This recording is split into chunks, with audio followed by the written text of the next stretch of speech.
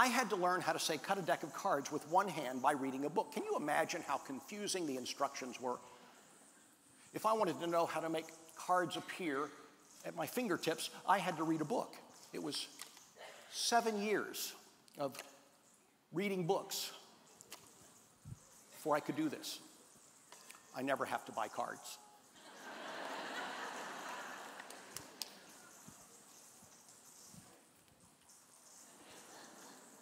Yeah, I don't think you fully understand just how difficult it was.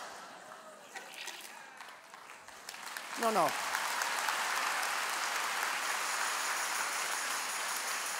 I don't think you fully appreciate how complicated and hard it was to learn magic with no video and no pictures. All I had were books that I checked out of the library. So I'll tell you what I'm going to do. I'm going to learn a trick with you right now. We'll all learn it together with no access to video, and you judge for yourself just how confusing or clear the directions might be. I've hooked my iPhone up to the PA.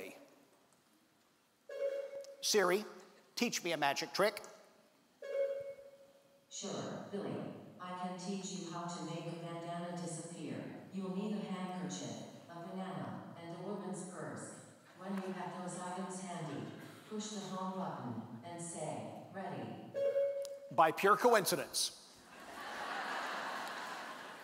I just happen to have a basket of bananas and handkerchiefs right here. Proof that I am what they call telepathetic. But I do need to borrow a woman's purse. Ooh, that's way too big.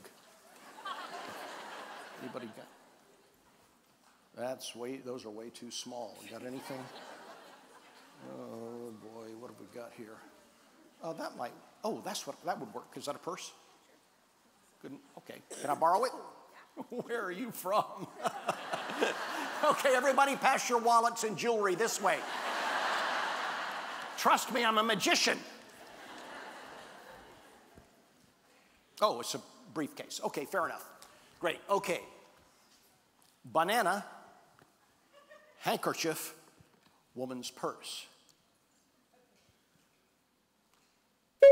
Ready. Great, Billy. Lay the purse on a table while holding the handkerchief in your right hand. Okay, that's pretty clear so far. The bandana should be in your left hand. Put the handkerchief in your right pocket, leaving the bandana in your left hand. Now fold the bandana in half. Go ahead, fold it in half. Now, fold it in half again.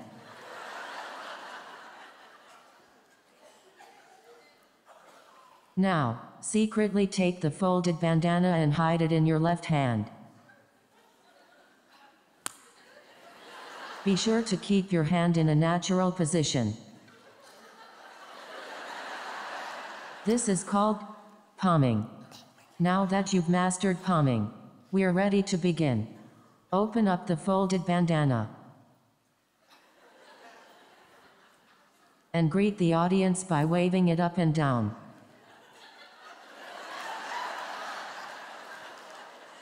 This is called misdirection. While people are distracted by the waving bandana, you'll be able to secretly do the trick with your other hand. Got it. But first, to prove it's a real bandana, let a member of the audience wipe his face with it. Or, you can let someone blow his nose in it. Now take the handkerchief out of your pocket and wave it up and down as you did before. Before? I don't remember that. While you're doing this, fold up the bandana and put it in the purse. Don't stop waving the bandana. This is how you misdirect the audience. Now, close the purse firmly. If you've done this properly, the audience really believes you placed the handkerchief in the purse. Is that what they think? Good. What the audience doesn't know is that you misdirected them. You never put anything in the purse at all. That's right. You've kept the bandana hidden in your left hand all along. Remember palming? Be sure to keep your hand in a natural position. It's finally time to use that banana. Pick up the banana from the table, secretly dropping the handkerchief behind the table as you do. Wave the banana over the purse like a magic wand. Bananas are funny and this will make the audience laugh. Be sure to make a magical gesture with your hand. Now, fling the purse open, and wait for your well-deserved response.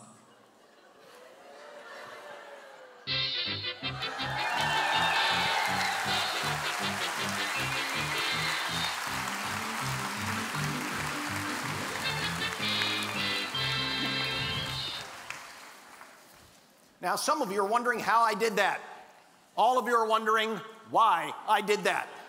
It's an object lesson to illustrate a very important point, and that is that you and I have something in common. We all became illusionists as small children. In fact, psychologists tell us that the faulty perceptions of the world that we all drag with us through adult life to cripple our creativity, paralyze our potential, limit our sales, impede our progress, drain our lives of joy, were usually formed in our minds by about the age of 6. When I was about 6 years old, one day I innocently left several unwrapped Hershey Kisses on the dashboard of my mother's car on a hot summer day. We came back an hour or two later to find they had melted all down the dashboard and into the carpet. I have a question for you. What was it about my mother's car that made the chocolate melt? What made it melt? Who said heat? Wrong answer. We have some nice party gifts for you. It's a lifetime supply of Lee press-on nails. Tell us about them, Johnny. No, it's actually my book, Megatudes, on the 12 most important attitudes you can carry in your head. It'll change your life. They're all yours because you were wrong. I'll be happy to sign that in the lobby afterwards if you like. It's not the heat. I'm going to prove it to you. Let's suppose that instead of heating some lumps of chocolate to 140 degrees for 1 hour, we instead took some lumps of clay, put them in a kiln, and heated them to 2,000 degrees for 12 hours. What would happen to them? They would harden. Don't ever allow yourself to believe that it is the heat applied to you by your superintendent or by your principal or by your coworkers or by the students or their parents or the school board or government regulations or by your workload that causes you to melt. Heat cannot do that. The only thing heat can do is reveal the stuff of which you are made. And that's great news. Do you know why? Because unlike the lumps of chocolate and the lumps of clay, you and I as human beings have the high privilege and the incontrovertible right of choosing the stuff of which we are made. We do that every single day of our lives by exercising our right as human beings to choose our attitude. So get on the ball with regard to your attitude. Now, some of you are already arguing with me in your head. You're saying, wait just a doggone minute, Mr. Fancy Pants motivational speaker. I am no Pollyanna. Don't tell me to wear a fake grin all the time or pretend I'm happy when I'm not. Well, I'm not suggesting that you should wear a phony smile all the time, but I am reminding you that plastic grins have an uncanny way of becoming the real thing. There was an interesting study run in 2009 at the University of Cardiff in Wales. Subjects who had been given Botox injections that made it impossible for them to frown all reported feeling much happier. The study concluded that when you frown, it doesn't just tell other people you're in a bad mood. Everybody knows that already. But it also has the effect of reinforcing your bitterness, driving your mood south, making you even more sour and twisted, and turning your frown into a sneer and your sneer into a scowl. Conversely, they concluded that when you smile, it doesn't just tell other people you're happy. That goes without saying. But it also has the effect of elevating your mood, which makes the smile more genuine, which makes you even happier, which makes the smile more authentic, which makes you happier still in a continuous feedback loop. I'm not advising anybody to wear a fake smile all the time. I'm suggesting that you couldn't if you tried. Because if you will discipline yourself when you get out of the car in the morning to walk into the school building or the office building, to put on a fake grin, if that's what you have to do some days, well, by 9 or 10 in the morning, it'll be the real deal. And you'll be happier. You'll be a better teammate. And you will create the better environment necessary in which learning can grow best. Sometime when you have something sanitary like a straw right out of the wrapper, try this experiment. This is just a pencil. Put it in your mouth as far back as you possibly can.